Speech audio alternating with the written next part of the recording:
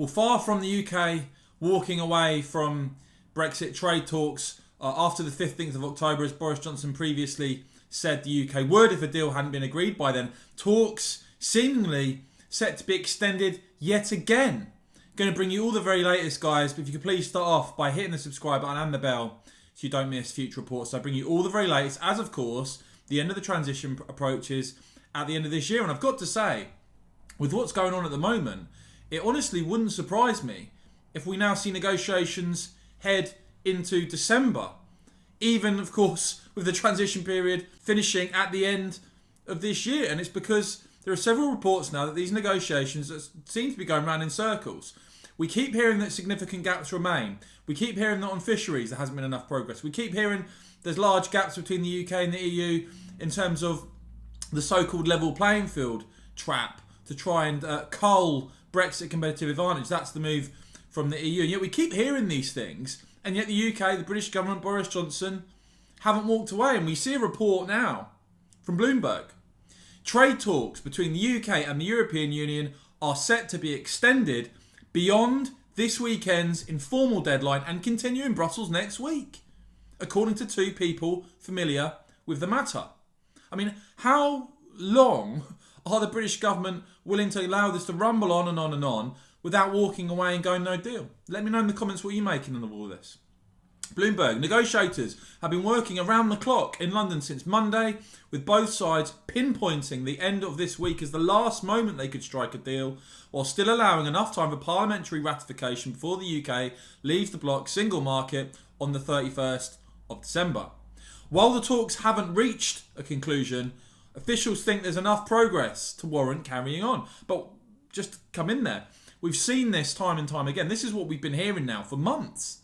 Well, yes, enough progress has been made, but on fisheries, on the level playing field, there are still significant disagreements. Well, at what point do Lord Frost, Boris Johnson, British government walk away? That's the question. They will probably resume in Brussels, the people said, speaking on condition of anonymity because of the sensitivity of the matter. We can get a deal done, Irish Foreign Minister Simon Coveney told a Dublin webinar on Wednesday.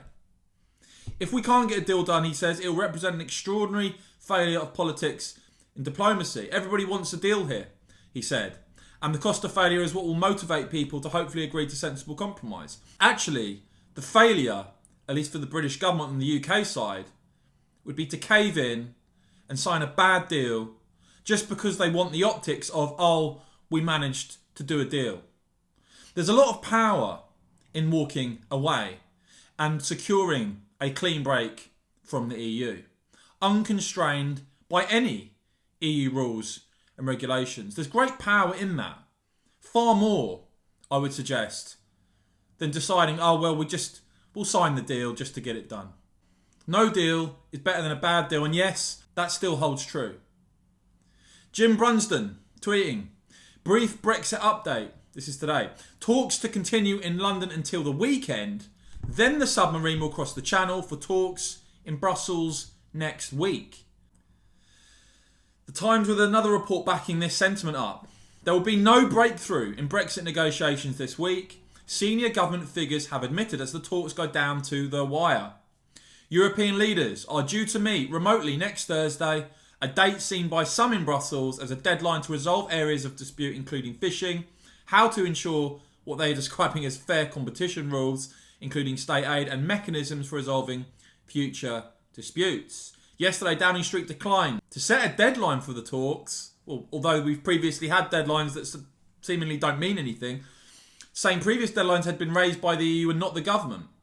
However, it said that any deal would have to be reached in time to be ratified by both the UK and European parliaments before the end of the transition period.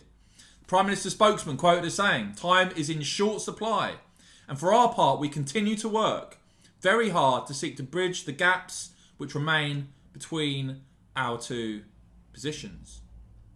A UK government source said one of the most difficult areas was state aid. But guys, I'll just say this. This has been the case now for months. At what point do the British government call it quits, walk away and secure a clean break from the EU? The government source quoted as saying, we have a different view from the EU on what is appropriate on level playing field issues. We've been very clear that we can look at at common principles for our different subsidy systems, and perhaps even at the ability to act if a major subsidy genuinely distorts trade. But they say that what we can't agree to are arrangements which would require us to operate systems of laws equivalent to the EU's and make us pay a penalty if we moved away from them. And by the way, I mean, the fact that that is even still being suggested shows you the kind of deal the EU are putting on the table. Totally unacceptable. The UK government source concludes by saying we need policy space to decide what is in the UK's interest in the future. That's the very essence of what Brexit is about. So that's an encouraging statement there. But we've had encouraging statements from Lord Frost. We've had encouraging statements from Boris Johnson in terms of no deal walking away. And yet the negotiations go on. The talks are extended. Reuters. Britain is determined to secure a trade deal with the European Union and is working hard to close the gaps in negotiating positions. Michael Gove, the minister in charge of implementing the divorce deal, said on Thursday.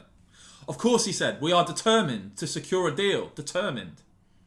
And that's why our negotiators under Lord David Frost are working hard with the EU's chief negotiator, Michel Barnier, to close the remaining gaps in the negotiations. Well, how are they going to be closed?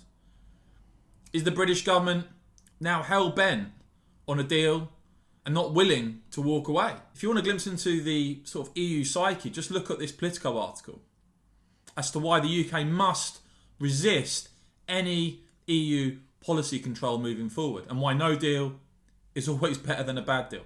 Politico, hold on tight. Brexit negotiations might or might not be almost over, but there is more turbulence to come. Even if the UK, and this is in the article, even if the UK and the EU clinch a deal, it will not be the end of the wrangling. The debate will fast turn to how Britain might use its new freedom to diverge from EU rules and how Brussels might punish, that's the word used, punish London for doing so. This outlook is why a sellout deal, backing down on the level playing field, backing down on fisheries is so very dangerous. It would entangle the UK in the EU moving forward. It would restrict the British government's abilities and what it can do on various policy areas. It would be a complete disaster. What is the outcome of this all going to be? Well, as I said, we've heard deadlines before from Boris Johnson that he said he would walk away. That hasn't happened. Just how long are these negotiations going to continue before British government walk away? Or are they not going to walk away at all? Are they determined now to secure a deal of whatever kind? Let's hope Boris Johnson and the British government hold their nerve. Let's hope we secure a clean break from the EU. Not a debate about how Brussels might punish London moving forward. Do me a favour. Let me know what you make of all this in the comments below, guys. And if you've enjoyed this report, please help me out. Big thumbs up on the video. Would really appreciate that. And become a supporter of Real News by clicking the join button. And of course, guys, as ever, thank you very much for watching.